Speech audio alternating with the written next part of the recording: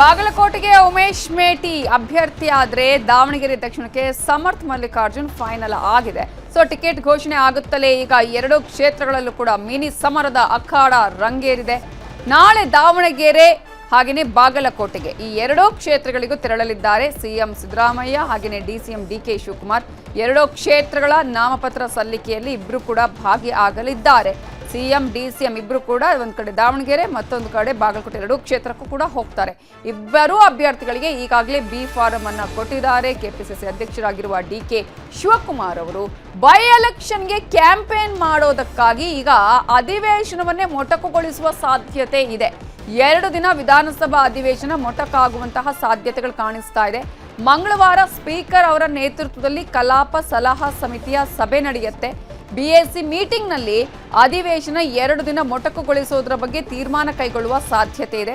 ಬುಧವಾರ ಸಿಎಂ ಉತ್ತರ ಕೊಟ್ಟು ಅನಿರ್ದಿಷ್ಟ ಅವಧಿಗೆ ಮುಂದೂಡಿಕೆ ಮಾಡುವಂತಹ ಒಂದು ಸಾಧ್ಯತೆಗಳು ಕಾಣಿಸ್ತಾ ಇದೆ. ಕಾರಣ ಈಗಾಗಲೇ ಪ್ರಚಾರಕ್ಕೂ ಕೂಡ ಹೋಗಬೇಕಾಗತ್ತೆ. ಹಾಗಾಗಿ 2 ದಿನಗಳ ಕಾಲ ಅಧಿವೇಶನವನ್ನ ಮೊಟಕುಗೊಳಿಸುವಂತಹ ನಿರ್ಧಾರವನ್ನು ಕೈಗೊಳ್ಳುವ ಸಾಧ್ಯತೆ ಇದೆ. ಮಂಗಳವಾರ ಕಲಾಪ ಸಲಹಾ ಸಮಿತಿಯ ಮೀಟಿಂಗ್ ಅನ್ನ ಕರೀತಾರೆ ಸ್ಪೀಕರ್. ಆ ಒಂದು ಸಭೆಯಲ್ಲಿ ಏನ್ ತೀರ್ಮಾನ ಕೈಗೊಳ್ತಾರೆ, ಬುಧವಾರವೇ ಉತ್ತರ ಕೊಟ್ಟು ಕಲಾಪವನ್ನ ಗುರುವಾರ ಶುಕ್ರವಾರ ಇಲ್ಲದ ಹಾಗೆ ಬುಧವಾರನೇ ಅನಿರ್ದಿಷ್ಟ ಅವಧಿಗೆ ಮುಂದೂಡ್ತಾರಾ ಅನ್ನೋದು ಕೂಡ ಈಗಿರುವಂತಹ ಪ್ರಶ್ನೆ. ಇದೇ ವಿಚಾರಕ್ಕೆ ಸಂಬಂಧಪಟ್ಟ ಹಾಗೆ ಇನ್ನಷ್ಟು ಡೀಟೇಲ್ಸ್ ಅನ್ನ ಕೊಡೋದಕ್ಕೆ ನಮ್ಮ ರಿಪೋರ್ಟರ್ ಕೃಷ್ಣ ಈಗ ನೇರ ಸಂಪರ್ಕದಲ್ಲಿ ಜಾಯ್ನ್ ಆಗಿದ್ದಾರೆ. ಕೃಷ್ಣ, ಈಗಾಗಲೇ ಅಂತೂ ಇಂತೂ ಅಳೆದು ತೂಗಿ ಬಂಡಾಯಗಳು ಇದ್ರೂ ಕೂಡ ಈಗ ಟಿಕೆಟ್ ಫೈನಲ್ ಮಾಡಿದೆ. ಕಾಂಗ್ರೆಸ್ ಅಭ್ಯರ್ಥಿಯ ಘೋಷಣೆಯೂ ಆಗಿದೆ. ಇಂಥ ಸಂದರ್ಭದಲ್ಲಿ ಈಗ ಸಿಎಂ ಸಿದ್ದರಾಮಯ್ಯ ಡಿಸಿಎಂ ಡಿಕೆ ಶಿವಕುಮಾರ್ ನಾಳೆ ನಾಮಪತ್ರ ಸಲ್ಲಿಕೆ ಮಾಡುವಂತಹ ಸಂದರ್ಭದಲ್ಲಿ ಅಲ್ಲಿಗೆ ತೆರಳುತ್ತಾರಾ? ಜೊತೆಗೆ ಅಧಿವೇಶನಕ್ಕೆ ಸಂಬಂಧಪಟ್ಟ ಹಾಗೆ ಈ ಒಂದು ಕಾರಣಕ್ಕಾಗಿ ಮೊಟಕುಗೊಳಿಸುವ ಸಾಧ್ಯತೆ ಎಷ್ಟರ ಮಟ್ಟಿಗೆ ಕಾಣಿಸ್ತಾ ಇದೆ? ನಮಿತಾ, ಬೈ ಎಲೆಕ್ಷನ್ ವಿಚಾರದಲ್ಲಿ ಆಡಳಿತಾರೂಢ ಕಾಂಗ್ರೆಸ್ಗಿದ್ದಂಥ ಒಂದು ಗೊಂದಲ ಈಗ ಸದ್ಯಕ್ಕೆ ನಿವಾರಣೆ ಆಗಿರುವಂಥದ್ದು. ಅಂದ್ಕೊಂಡಂತೆಯೇ ಈಗ ಅವರ ಕುಟುಂಬದ ವರ್ಗದವರಿಗೆ ಕಾಂಗ್ರೆಸ್ ಪಕ್ಷ ಈಗ ಅಳೆದು ತೂಗಿ ಅಭ್ಯರ್ಥಿಯನ್ನು ಆಯ್ಕೆಯನ್ನು ಮಾಡಿ ಘೋಷಣೆ ಕೂಡ ಮಾಡಿದೆ. ಯಾವುದೇ ಒಂದು ಉಪಚುನಾವಣೆ ಆದರೂ ಕೂಡ ಒಂದು ರೀತಿ ಸಿಂಪತಿ ಮೇಲೆ ಚುನಾವಣೆ ಗೆಲ್ಲುವಂಥ ನಿಟ್ಟಿನಲ್ಲೂ ಕೂಡ ಕಾಂಗ್ರೆಸ್ ನಾಯಕರು ತಂತ್ರಗಾರಿಕೆಯನ್ನು ಮಾಡಿರುವಂಥದ್ದು.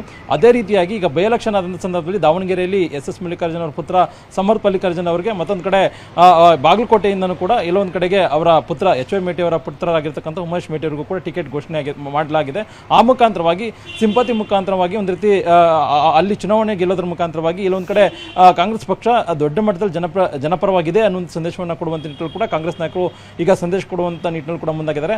ನಾಳೆ ಸೋಮವಾರ ಕೂಡ ನಾಳೆ ನಾಮಿನೇಷನ್ ಫೈಲ್ ಮಾಡುವಂಥ ನಿಟ್ಟಿನಲ್ಲಿ ಡಿಸಿಎಂ ಡಿಕೆ ಶಿವಕುಮಾರ್ ಮತ್ತು ಮುಖ್ಯಮಂತ್ರಿ ಸಿದ್ದರಾಮಯ್ಯ ಕೂಡ ಮುಂದಾಗಿರುವಂಥದ್ದು.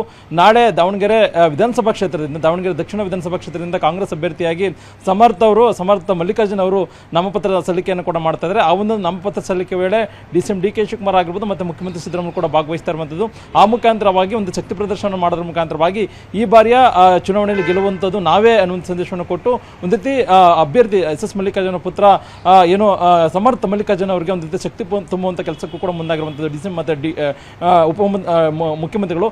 ಅದಾದ ನಂತರವಾಗಿ ಬಾಗಲಕೋಟೆಗೆ ಹೋಗ್ತಾರೆ. ಅಲ್ಲೂ ಕೂಡ ಏನೋ ಉಮೇಶ್ ಮೇಟಿ ಅವರ ಪರವಾಗಿ ನಾಮಪತ್ರವನ್ನು ಸಲ್ಲಿಕೆಯನ್ನು ಮಾಡೋದ್ರ ಮುಖಾಂತರವಾಗಿ ಅಲ್ಲೂ ಕೂಡ ಒಂದು ಚುನಾವಣೆ ಸಂದೇಶವನ್ನು ಕೊಡುವಂಥ ನಿಟ್ಟಿನಲ್ಲಿ ಕೂಡ ಸಿಎಂ ಮತ್ತು ಡಿಸಿಎಂ ಮುಂದಾಗಿರುವಂಥದ್ದು.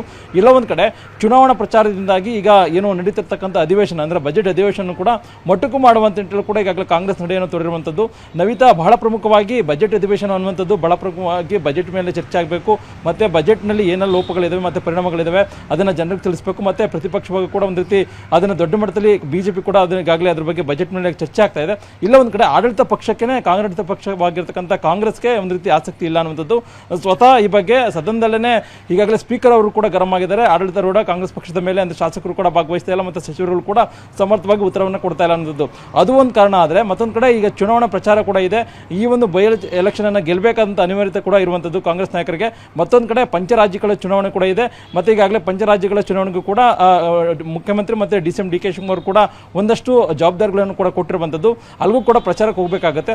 ಆ ಕಾರಣಕ್ಕೋಸ್ಕರವಾಗಿಯೇ ಈಗ ಗುರುವಾರ ಮತ್ತು ಶುಕ್ರವಾರದವರೆಗೆ ನಡೀಬೇಕಾದಂಥ ಬಜೆಟ್ ಅಧಿವೇಶನವನ್ನು ಇಲ್ಲೊಂದು ಕಡೆ ಬುಧವಾರದವರೆಗೆ ಮೊಟಕು ಮಾಡುವಂಥ ನಿಟ್ಟಿನಲ್ಲಿ ಕೂಡ ಈಗಾಗಲೇ ನಡೆಯನ್ನು ತೋರಿರುವಂಥದ್ದು ಕಾಂಗ್ರೆಸ್ ನಾಯಕರು. ಅದಕ್ಕೋಸ್ಕರವಾಗಿಯೇ ಈಗಾಗಲೇ ಏನು ಬುಧವಾರ BSc ಸಭೆಯನ್ನು ಕರೆಯೋದ್ರ ಮಂಗಳವಾರ BSc ಸಭೆಯನ್ನು ಕರೆಯೋದ್ರ ಮುಖಾಂತರವಾಗಿ ಅಲ್ಲಿ ಚರ್ಚೆ ಮಾಡೋದ್ರ ಮುಖಾಂತರವಾಗಿ ಮಂಗಳವಾರ ಮತ್ತು ಬುಧವಾರ ಮುಖ್ಯಮಂತ್ರಿ ಸಿದ್ದರಾಮಯ್ಯನವರು ಪರಿಷತ್ ಆಗಿರ್ಬೋದು ಮತ್ತು ವಿಧಾನಸಭೆಯಲ್ಲೂ ಕೂಡ ಬಜೆಟ್ ಮೇಲೆ ಚರ್ಚೆಗೆ ಉತ್ತರವನ್ನು ಕೊಡೋದ್ರ ಮುಖಾಂತರವಾಗಿ ಬುಧವಾರಕ್ಕೆ ಒಂದು ರೀತಿ ಬಜೆಟ್ ಅಧಿವೇಶನವನ್ನು ಮೊಟಕು ಮಾಡುವಂತ ನಿಟ್ಟಿನಲ್ಲಿ ಕೂಡ ಮುಂದಾಗಿದ್ದಾರೆ. ಆದರೆ ಕಾಂಗ್ರೆಸ್ ನಡೆಗೆ ಎಲ್ಲೊಂದು ಕಡೆ ಪ್ರತಿಪಕ್ಷ BJP ಕೂಡ ಒಂದು ರೀತಿ ಕೌಂಟರ್ ಕೊಡುವಂತ ನಿಟ್ಟಿನಲ್ಲಿ ಕೂಡ ಈಗಾಗಲೇ ತಂತ್ರಗಾರಿಕೆ ರೂಪಿಸಿರುವಂಥದ್ದು. ಯಾಕಂದರೆ ಬಜೆಟ್ನಲ್ಲಿ ಯಾವುದೇ ಒಂದು ಯೋಜನೆಗಳನ್ನು ಸರ್ಕಾರ ಹೊಸ ಯೋಜನೆಗಳನ್ನು ಮುಖ್ಯಮಂತ್ರಿ ಸಿದ್ದರಾಮಯ್ಯ ಘೋಷಣೆಯನ್ನು ಮಾಡಿಲ್ಲ. ಕೇವಲವಾಗಿ ಇರ್ತಕ್ಕಂಥ ಯೋಜನೆಗಳನ್ನು ಮಾತ್ರ ಮುಂದುವರಿಸಿದರೆ ವಿನಃ ಯಾವುದೇ ರೀತಿಯಿಂದ ಬಜೆಟ್ಗೆ ಜನರಿಗೆ ಅನುಕೂಲವಾಗುವಂಥ ಒಂದು ಯೋಜನೆಗಳು ಕೂಡ ಪ್ರಕಟವಾಗಿಲ್ಲ. ಇದೆಲ್ಲೂ ಕೂಡ ಒಂದು ವೇಸ್ಟ್ ಅನ್ನೋ ಒಂದು ಮಾತನ್ನು ಕೂಡ BJP ನಾಯಕರು ಹೇಳ್ತಾ ಇದ್ರು. ಈಗ ಬಜೆಟ್ ಅಧಿವೇಶನ ಕೂಡ ಅವಧಿಗಿನ ಮುಂಚಿತವಾಗಿಯೇ ಮೊಟಕುಗೊಳಿಸತಕ್ಕಂಥ ಸಂದರ್ಭದಲ್ಲಿ BJP ನಾಯಕರು ಕೂಡ ಇದ್ರ ವಿರುದ್ಧವಾಗಿ ಹೋರಾಟ ಮಾಡುವಂಥ ನಿಟ್ಟಿನಲ್ಲಿ ಕೂಡ ಮುಂದಾಗಿರುವಂಥದ್ದು. ಅದೇನೇ ಇದ್ರೂ ಕೂಡ ಈಗ ಕಾಂಗ್ರೆಸ್ ಇರುವಂಥದ್ದು ಬೈ ಎಲೆಕ್ಷನ್ ಚುನಾವಣೆ ಗೆಲ್ಲಬೇಕಾದಂಥದ್ದು. ಹಾಗಾಗಿನೇ ಸಾಕಷ್ಟು ಗೊಂದಲ ಇತ್ತು. ಒಂದು ಕಡೆ ದಾವಣಗೆರೆ ವಿಧಾನಸಭಾ ಕ್ಷೇತ್ರದಲ್ಲೂ ಕೂಡ ಅಲ್ಪಸಂಖ್ಯಾತರು ದೊಡ್ಡ ಮಟ್ಟದಲ್ಲಿ ಡಿಮ್ಯಾಂಡ್ ಅನ್ನು ಮಾಡಿದ್ರು. ಯಾಕಂದರೆ ಅಲ್ಲಿ ಸಾಕಷ್ಟು ಸಂಖ್ಯೆಯಲ್ಲಿ ಹೆಚ್ಚಿನ ಪ್ರಮಾಣಗಳು ಮತಗಳು ಇರತಕ್ಕಂಥ ಸಂದರ್ಭದಲ್ಲಿ ಮತಗಳನ್ನು ನಮಗೆ ಅಭ್ಯರ್ಥಿಯಾಗಿ ಕೊಡಲೇಬೇಕು ಅನ್ನುವಂಥದ್ದು. ಆದರೆ ಅದಕ್ಕೆ ಕಿಮ್ಮತ್ತನ್ನು ಕೊಡದೆ ಕಾಂಗ್ರೆಸ್ ನಾಯಕರು ಈಗ ಸಮರ್ಥ ಅವರಿಗೆ ಟಿಕೆಟ್ ಅನ್ನು ಕೊಟ್ಟಿದ್ದಾರೆ. ನೋಡಬೇಕಾಗತ್ತೆ ಏನು ಅಲ್ಪಸಂಖ್ಯಾತರ ಸಮುದಾಯದ ನಡೆ ಏನಿರುತ್ತೆ ಅನ್ನುವಂಥದ್ದು. ಮತ್ತೊಂದು ಕಡೆ ಬಾಗಲಕೋಟೆಯಲ್ಲೂ ಕೂಡ BJP ಕೂಡ ಸಮರ್ಥವಾಗಿ ಅಲ್ಲಿ ಗೆಲ್ಲುವಂತ ನಿಟ್ಟಿನಲ್ಲಿ ಕೂಡ ತಂತ್ರಗಾರಿಕೆಯನ್ನು ರೂಪಿಸಿರುವಂಥದ್ದು. ನಮಿತಾ, ಥ್ಯಾಂಕ್ ಯು ಕೃಷ್ಣ ಡೀಟೇಲ್ಸ್ಗೆ. ಟಿಕೆಟ್ ಘೋಷಣೆ ಆಗ್ತಾನೆ ಮೇಟಿ ಮನೆಯಲ್ಲಿ ಹೋಮ ಹವನಗಳು ಆರಂಭ ಆಗಿದೆ. ಗೆಲುವಿಗಾಗಿ ಹೋಮದಲ್ಲಿ ಭಾಗಿಯಾಗಿದ್ದಾರೆ ಈಗ ಕಾಂಗ್ರೆಸ್ ಅಭ್ಯರ್ಥಿ ಆಗಿರುವಂತಹ ಉಮೇಶ್ ಮೇಟಿ. ಬಾಗಲಕೋಟೆಯ ಕಿಲ್ಲಾ ಕೊತ್ತಲೇಶ ದೇವಸ್ಥಾನದಲ್ಲಿ ಹೋಮವನ್ನ ಮಾಡಲಾಗಿದೆ. ಕಾಂಗ್ರೆಸ್ನ ಅಧಿಕೃತ ಅಭ್ಯರ್ಥಿ ಉಮೇಶ್ ಮೇಟಿ ಈ ಒಂದು ಹೋಮದಲ್ಲಿ ಭಾಗಿಯಾಗಿದ್ದಾರೆ. ಪೂರ್ಣಾಹುತಿ ನಡೆದಿದೆ, ಹೋಮ ನೆರವೇರಿಸಿದ್ದಾರೆ ಉಮೇಶ್ ಮೇಟಿ ಅವರು. ವಿವಿಧ ಮಂತ್ರ ಘೋಷಗಳಿಂದ ಉಮೇಶ್ ಮೇಟಿಗೆ ದೇವಸ್ಥಾನದ ಅರ್ಚಕರು ಆಶೀರ್ವಾದವನ್ನ ಮಾಡಿದ್ದಾರೆ. ಸಾಕಷ್ಟು ಪೈಪೋಟಿಗಳ ನಡುವೆ ಇದೀಗ ಕಾಂಗ್ರೆಸ್ನಿಂದ ಅಭ್ಯರ್ಥಿಗಳ ಘೋಷಣೆ ಆಗಿರುವಂಥದ್ದು. ಬಾಗಲಕೋಟೆಯ ಉಪಸಮರಕ್ಕೆ ದಿವಂಗತ HY ಮೇಟಿ ಅವರ ಪುತ್ರ ಉಮೇಶ್ ಮೇಟಿ ಅವರು ಅಭ್ಯರ್ಥಿಯಾಗಿ ಆಯ್ಕೆಯಾಗಿರುವಂಥದ್ದು. ಸದ್ಯ ಈಗ ಜಿಲ್ಲಾ ಕಾಂಗ್ರೆಸ್ ಕಚೇರಿಗೆ ಉಮೇಶ್ ಮೇಟಿ ಅವರು ಆಗಮಿಸಿದ್ದಾರೆ. ಸದ್ಯ ನಮ್ಮ ಜೊತೆಗೆ ಅಧಿಕೃತ ಅಭ್ಯರ್ಥಿಯಾಗಿರುವಂತಹ ಉಮೇಶ್ ಮೇಟಿ ಅವರಿದ್ದಾರೆ. ಸರ್, ಮೊದಲಿಗೆ ತಮಗೀಗ ಟಿಕೆಟ್ ಅನೌನ್ಸ್ ಆಗಿದೆ, ತಮಗೆ ಶುಭಾಶಯ. ಏನು ಹೇಳಕ್ಕೆ ಇಷ್ಟಪಡ್ತೀರಿ ಸರ್? ರಾಷ್ಟ್ರ ಅಧ್ಯಕ್ಷರು, ರಾಜ್ಯ ಅಧ್ಯಕ್ಷರು ಎಲ್ಲರಿಗೂ ನಮಸ್ಕರಿಸುತ್ತಾ, ಮುಖ್ಯಮಂತ್ರಿ, ಉಪಮುಖ್ಯಮಂತ್ರಿ, ಸಚಿವರು ಎಲ್ಲರಿಗೂ ನಮಸ್ಕರಿಸುತ್ತಾ, ನಮ್ಮ ಮನೆಗೆ ಎಲ್ಲರೂ ಪ್ರೀತಿಯಿಂದ ಟಿಕೆಟ್ ಕೊಟ್ಟಿದ್ದಾರೆ. ಜಿಲ್ಲೆಯಲ್ಲಿ ಯಾರೂ ಟಿಕೆಟ್ ಕೇಳಿಲ್ಲ. ನಮ್ಮ ತಂದೆ ಮೇಲೆ ಇಟ್ಟು ಪ್ರೀತಿಗೋಸ್ಕರ ಯಾರೂ ಟಿಕೆಟ್ ಕೇಳಿಲ್ಲ. ಹೀಗಾಗಿ ನಮ್ಮ ಒಲೆಗೆ ಬಂತು, ನಮ್ಮ ತಂದೆ ಮೇಲೆ ಇಟ್ಟು ಪ್ರೀತಿಗೋಸ್ಕರ. ಸರ್, ಕುಟುಂಬದಲ್ಲಿ ಒಗ್ಗಟ್ಟಿದೆ ಅನ್ನೋಂಥ ಇದ್ರೂ ಕೂಡ ಹೊರಗಡೆ ಚರ್ಚೆ ಆಗ್ತಾ ಇತ್ತು, ಬರೀ ಟಿಕೆಟ್ಗಾಗಿ ಫೈಟ್ ಮಾಡ್ತಾ ಇದ್ರಪ್ಪ ಕುಟುಂಬಸ್ಥರವ್ರು ಅಂತೇಳಿ. ಏನು ಕಾರಣ ಅದಂತ ಈಗ ನೀವೇ ನೋಡಿದ್ರಲ್ಲ, ಎಲ್ಲ ಒಗ್ಗಟ್ಟಿದ್ದೇವೆ ಅಂತ ನೀವೇ ನೋಡಿದಿರಲ್ಲ. ಇವಾಗ ಯಾವ ಗೊಂದಲ ಇಲ್ಲ, ಎಲ್ಲರೂ ಒಟ್ಟಿಗೆ ಇದ್ದೇವಲ್ಲ ಇಲ್ಲಿ. ಸರ್, ಈಗ ಹಿಂದೆ ತಂದೆಯವರಿದ್ದಾಗ ಚುನಾವಣೆಗಳನ್ನ ಎದುರಿಸಿದಿರಿ, ಅವ್ರ ಅಭ್ಯರ್ಥಿ ಆದಾಗ ನೀವು ಪ್ರಚಾರಗಳನ್ನು ಮಾಡಿದಿರಿ. ಈಗ ತಂದೆಯವರು ಇಲ್ಲದ ಚುನಾವಣೆ ನೀವು ಅಭ್ಯರ್ಥಿಯಾಗಿ ಎದುರಿಸಬೇಕು. ಯಾವ ರೀತಿಯಾಗಿ ತಯಾರಿಗಳನ್ನು ಮಾಡ್ಕೊಳ್ತಾ ಇದ್ದೀರಿ? ಅದು ಒಂದೇ ನೋವು ನಮಗೆ. ಅವ್ರ ಹೆಸರು ತೆಗೆದು ಈಗೂ ಅವಳು ಬರುತ್ತೆ ನಮಗೆ. ಅದು ಒಂದೇ ನೋವು. ಅವ್ರು ನಮ್ಮ ತಂದೆ ಸಮಾನದಲ್ಲಿ ಎಲ್ಲ ಹಿರಿಯರು ಇದ್ದಾರೆ ನಮಗೆ. ಜಿಲ್ಲೆ ಹಿರಿಯರು, ರಾಷ್ಟ್ರ ಹಿರಿಯರು, ರಾಜ್ಯ ರಾಜಕಾರಣಿಗಳು ಎಲ್ಲರೂ ನಮ್ಮ ತಂದೆ ವಯಸ್ಸಿನವರು ಇದ್ದಾರೆ. ಅವರೆಲ್ಲರಿಗೂ ನಮಸ್ಕೃತ. ಅವರೇ ಮಾಡ್ತಾಯಿದ್ದಾರೆ ಚುನಾವಣೆ. ಉಮೇಶ್ ಮೇಟಿ ಅವ್ರಿಗೆ ಮತದಾರ ಯಾಕೆ ಮತ ಹಾಕ್ಬೇಕು? ನಮ್ಮ ತಂದೆಯವರು ಮಾಡಿದ ಕೆಲಸ, ಮುಖ್ಯಮಂತ್ರಿಗಳು ಮಾಡಿದ ಕೆಲಸ, ಮೆಡಿಕಲ್ ಕಾಲೇಜು, ಗ್ಯಾರಂಟಿಗಳು ಯೋಜನೆ, ಅದೇ ನಮಗೆ ಶ್ರೀರಕ್ಷೆ. ಸಹಜವಾಗಿ ಚರ್ಚೆ ಆಗುವಂಥದ್ದು ಬಾಗಲಕೋಟೆ ಅಂತಂದರೆ ಇದು BJP ಪರವಾಗಿರುವಂಥ ಕ್ಷೇತ್ರ ಅಂತೇಳಿ. ಇದನ್ನು ಹೆಂಗೆ ಎದುರಿಸಿ ಚುನಾವಣೆಯಲ್ಲಿ ನೀವು ಗೆಲುವು ಸಾಧಿಸೋದಕ್ಕೆ ಯಾವ ರೀತಿ ಪ್ರಯತ್ನಗಳನ್ನು ಮಾಡ್ತೀರಿ? ನಿಮ್ಮ ತಂತ್ರಗಾರಿಕೆಗಳೇನು?